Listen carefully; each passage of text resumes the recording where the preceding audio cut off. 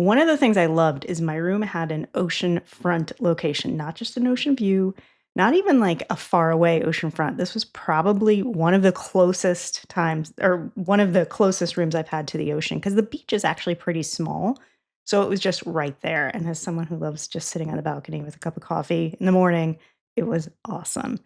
Um, as a Club and Villas guest, I had access to an adults only pool, which was a calm, quiet pool, kind of, it was totally surrounded by greenery. So if you didn't know it was there, it would be really easy to miss, which was really nice for those of us who did know it was there. One of the cool things about that pool was they had complimentary bally beds. You just had to reserve them the day before, but they were free, which was awesome. They did have some ones that you could pay $50 for. And like that's a great price to reserve a Bali bed at a pool for the whole day. And those were supposedly in like a preferred location, very close to the pool. But I actually really liked the free ones better because they were back, all shaded because they were like backed up to the greenery. And the ones that you had to pay for had like people walking in front of you all the time. Oh, So yeah. I was like, okay, I'll take Um, the free one in the back. what Like, can you describe? What is a Bali bed? yeah, I'll put up a picture for those of you who are watching on YouTube, but it's just like you've probably seen them at resorts, just like a I don't know, maybe a queen size type outdoor mattress with like the pergola covering on top. Okay. So Yeah. you have a comfy spot to sit, your own space, and nice cushy. So you're not on one of those like hard lounge chairs or anything like that. They're just it's a really nice spot if you're just going to spend the day by the pool. Gotcha. Yeah. So that was a really nice perk. I really enjoyed that. There's also a rooftop pool that Clubs and Villas guests can access. And that was really nice views of the water, a nice breeze up there. We showed up early. This one did have Bali beds too. You did not have to reserve them. They do fill up. We showed up in the morning and actually got our preferred one that we liked kind of off in the corner so it had some more shade. And the people come and go, so you can get a spot any time of the day because it's a lot less crowded at that pool.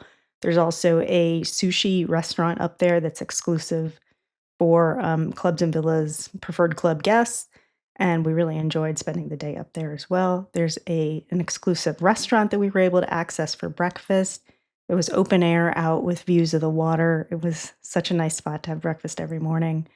The resort is Nice. family friendly. Those 2 pools that I talked about are adults only. The resort is family friendly, and there's a huge main pool, that you can use if you have kids.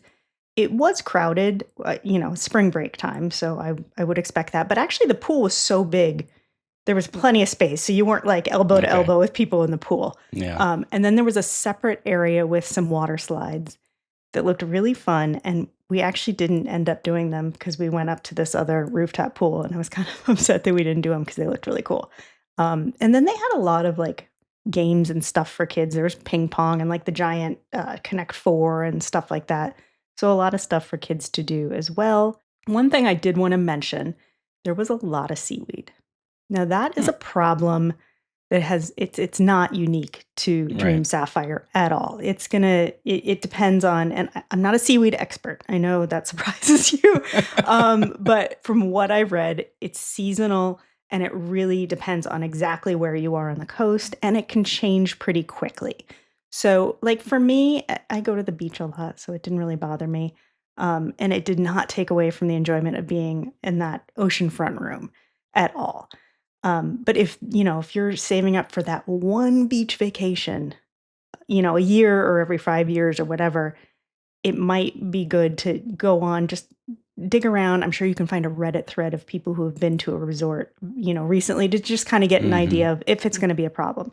Right. I will say when I guess about halfway through my stay, they sort of put up what I think looked kind of like a net that I'm guessing was trying to kind of stop some of that from coming onto the beach, and they did start cleaning it up as I was leaving, like the day I was leaving. So while there was a lot of seaweed there for my stay, for all I know, if you're there next week, it could be totally clean. So just Okay. wanted to mention it, but it's Good to not know. Yeah. anything. Yeah. And that really goes for really any time you're going to the I think Caribbean so. because it can be a problem in a lot of different locations. This resort with the current Hyatt category is category B, and it is 17,000, 20,000, or 23,000 points per night, whether you're off peak, standard, or peak. As we know, that's all changing in May, and they're gonna have, like, 18 different options for their not dynamic pricing. So I don't know, if it will remain a Category B, but right now it's really affordable on points and even in cash. I stayed in the Club Master Suite Oceanfront, and those rooms start, at certain times of the year around $625 per night, and that's for 2 people, and it was a huge room, oceanfront, so that's actually a really reasonable price for that type of a room. You can get a junior suite on that oceanfront location for under $400 at certain times of the year, and if you just wanna, cheapest possible, you can get a base level room at this resort for under $300 at certain points of the year. So whether you're paying with cash or with points, it's a very budget-friendly option for nice all-inclusive, and it's not a budget resort by any means. It's a nice resort, but it does have very moderate pricing right now, so I thought that Yeah. was a nice option if you're just looking for an easy, quick getaway. We spent 3 nights, and it was 3, full nights because we were there that first day by 10 AM, so